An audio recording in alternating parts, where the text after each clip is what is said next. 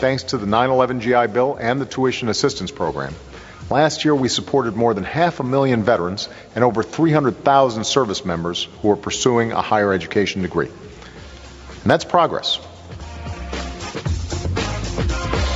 Okay, that's progress, but now what? Wait, that was April of 2012? That was 1 year ago? That's progress? Well, what's happened since then? Well, what's happened since then is a sad saga. We have had now an erosion of support for those who did the most to sacrifice for our freedoms. That means the military, the Marine Corps, and the U.S. Army. Men and women who enlist in the military are eligible for tuition assistance. Not anymore. The benefits suspended because of sequester, they say. So why are those who sacrifice the most for the country being hit the hardest and first? Yeah, well, great question. We've been trying to figure this out now for, 2 or 3 weeks since we learned about the tuition assistance being suspended. Joining us now, I knew he would be all over this, Senator Jim Inhofe, Republican from Oklahoma, who has now introduced an amendment to restore the tuition assistance to our military. Now, Senator, it's great to have you on, first off. How are you? Thank you. I'm great. And I'm really glad you're taking this thing up. Well, Senator, first of all, so people understand what we're talking about. And we had listeners calling in from various branches of the service. The GI Bill and tuition assistance are two separate things, correct? That's correct. A lot of people are getting confused. In fact, they're trying to say that you don't really need this. Some of the people are saying you don't need this because you got the GI Bill. Let me just give you my perspective, Laura, because, well, as you know, I'm the ranking member on armed services, so I spend a lot of time with the troops. I'm not talking about the officers and all that. I'm talking about you sit in a mess hall in Afghanistan and you talk to these kids.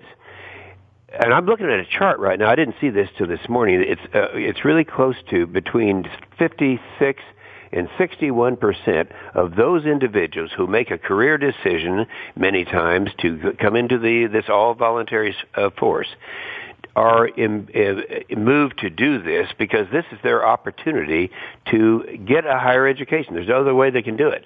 And so these guys, what they did is the recruiters said, you're going to be able to do this. Yeah, it's a lot of hard work in the military, but if you work just a little bit harder, you can get a degree. These are things that are there for you. And then they pull it out from under them. Now, it's not the money. I think that's important that we talk about that. I think you know that, but I don't know how many of your listeners have been looking at this. The whole cost of this thing is about $250 million. If you just would take out the Obama's green agenda and the cost of that, I often say in his effort to disarm America, he does it three ways. One, he cuts. Second, he would delay things like he's delaying 179 F-35s, and then, of course, delay is the same thing as cutting. But the third thing is he puts his green agenda into the military, the defense budget. I mean, we have $154 million. Well, what do you mean by that? What do you mean by it? He puts his green agenda? I'll give you an example. He had the Navy pay $29 a gallon for 450,000 gallons of fuel. It's a biofuel that he was experimenting with. You can get that on the market for $3. He's right now having $170 million to build biorefineries. Laura, that should be done in the private sector. These are profit centers. And so if you take all of the things that he has done, the 154 is kind of our calculation as to what it was just for his green energy research. So his green programs far exceed the amount that all these kids, and I'm talking about 200,000 in the Army alone, were taking advantage of this program. So it's not the money. I don't want people to say that. I even heard it's too expensive, right? It's too expensive. It's I've heard this, Senator. This is welfare for our soldiers. What? Welfare? Well, when I hear that, my hair hurts, okay? It's not welfare. When they signed on, they understood there was the GI Bill, but then there's this other thing called tuition assistance, which gives them maximum $4,500, maximum per tuition credit hour. I believe semester credit hour, it's $250, okay? And then it's $166 per quarter credit. Now. Right.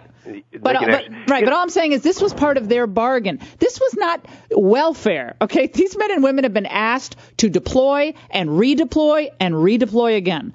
And now this is what we're cutting instead of biofuel experimentation for the Navy? It's a joke. Well, Laura, I think we've talked in years past about the fact I was a product of the draft, and frankly, I still agree with that. But it was different then. I mean, you were drafted, you served, and all that. Now it's all volunteer. And I sit over there with those guys and gals, and I see what the threats that they're facing. I see the hardships they have, and I see a lot of them just would be studying. You'll see this in the mess hall. They're studying because they're going to have a final tonight, and yet they're not even flinching from their day-to-day operations. So it's different than it was back in the days when I was in there.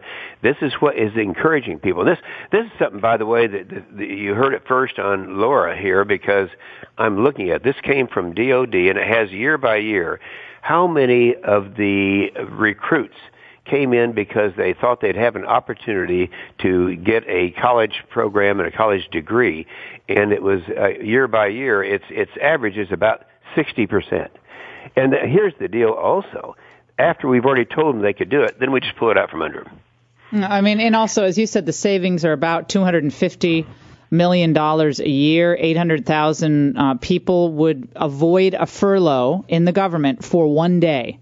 One day of a furlough for what this is doing to the men and women in the armed services. Now, Senator, we have to move on. I hope that you are going to get support, though, for what you're trying to do to restore this funding. And I would say, Kay Hagan, who's a Democrat, is also co-sponsoring this, and it is an amendment number 72, and it's right now. That's why we need to have help on this. Okay, so amendment number 72. Everybody listening, if you believe that the military and the folks who signed on to serve this country should have the other side of the bargain fulfilled, then please urge your senators to support Senator Inhofe's amendment. It just seems like the basic fairness that we can give these men and women. To me, I mean, I'm not into every detail of this, but it seems like with all the other garbage in this budget, that could be preserved.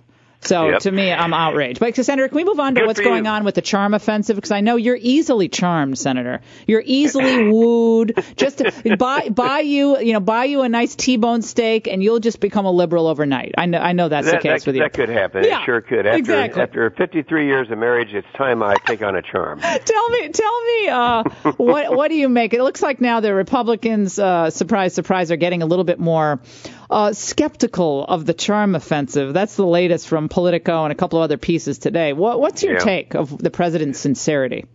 His sincerity? Are you talking about his new program? Today he's having, I won't be there, but he's having lunch with the Republicans, and they're all kind of hanging around there. And everyone I've talked to who's gone to dinner out there, they always have good responses.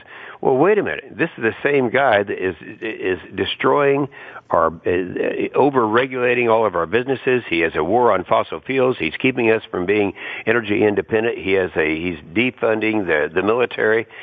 He's cut already over that period of time $487 billion, along with the Obama sequestration, and you got to keep calling it that. That would be another $500 billion. So he's destroying this country, but yes, he's charming. No, so he's destroying the country, but yes, he's charming. You got it. Well, it's called the charm offensive. I think people are finding it offensive because they think in the end it's only being done for political purposes. Yet your colleague, Senator Tom Coburn, found him tremendously sincere.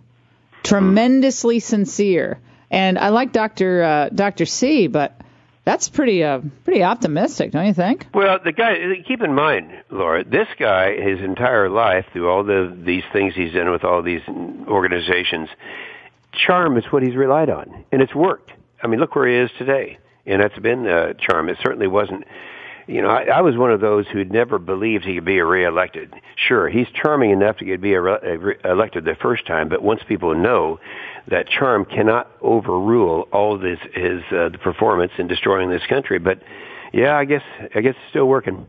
Senator, do you believe that in the end, and I hate this phrase, but a, quote, grand bargain can be reached where real entitlement reform, I'm talking about the type that even Paul Ryan hasn't really sunk his teeth into, real Medicare. I was expecting Paul to have more of that, but he is being a realist and thinking, let me throw something out there that I really have a hard time opposing, and I'm almost to the point where I thought, well, let's just throw all the entitlements in there, too, since they're going to be opposing it because it's Paul Ryan. Yeah, I don't know that. I think in the final analysis, something will come out because when it gets right down to a life and death thing, normally something happens. I'm not saying it's going to be good, and I probably won't support it. We'll wait and see. So in the end, a grand bargain on immigration where Lindsey Graham and John McCain say a path to citizenship must be part of this deal. Will you ultimately support that? No, I probably won't. But, there are too many lines in the sand. This type of what's going on right now gives the opportunity to elected officials, House and the Senate, the opportunity to draw lines in the sand as to what they think is important in this country. And what's wrong with staying with the bread and butter? Let's defend America. Let's get rid of the regulations. And that's what I think. That's my line in the sand. What did you make of the Rand Paul filibuster heard around the world? Well, it was fine. I often said, I hear some skepticism. It was fine. I mean, that's like going to the dentist. How was the dentist? It was fine. You'll listen to this now. You'll appreciate this. That was a 13-hour filibuster. Yeah. I had just finished a 13-day filibuster. Do you remember the Hagel thing? And I was heading that up on the floor. We had the votes to stop his confirmation. You know that because we actually did. They only were up to 57 votes. All we had to do is hold the Republicans that we had, and he would have been out. That was my filibuster. And so my filibuster was bigger than yours, in other words. Longer than, bigger than, I get it. It lasted longer than yours. I'm just trying to figure out a way to get out of this uncomfortable situation that I put myself in. No, but Senator, you're right. You did do your filibuster, but for some reason the Rand Paul one eclipsed yours, which is, I'm saying, is not fair. I'm just saying is not fair because I have great affection for you. But I like the fact that he's sticking it to the elites. And anytime John McCain and Lindsey Graham are attacking a senator, then I'm usually on that senator's side. That kind of shocked me there.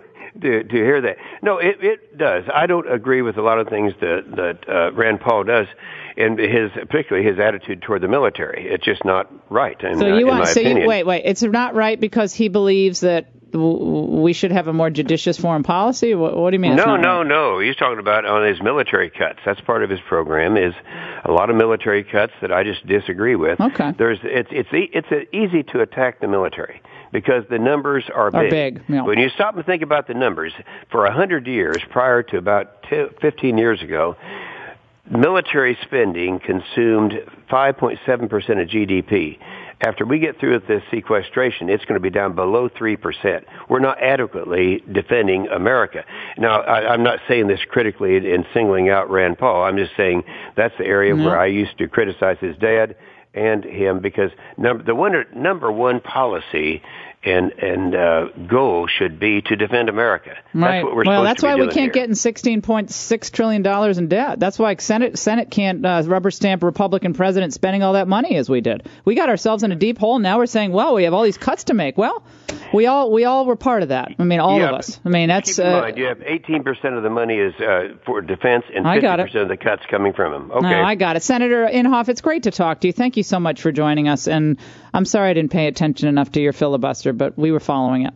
Oh, no, that's great. Thank you. All right, we'll take a break. A lot to get to. Obama's numbers are down. But what's Jay Carney saying about that? Don't go away. Well, I did not think the girl could be so rude. The Laura Ingraham Show. Thanks for listening to this podcast excerpt of The Laura Ingraham Show. If you'd like to receive podcasts of our complete shows, go to lauraingraham.com and sign up to become a member of Laura 365. Our Laura 365 members get commercial-free streams and podcasts of our shows every day we're on the air. And also you can listen to the last 30 days of The Laura Ingraham Show. Be ahead of the curve. Join Laura 365.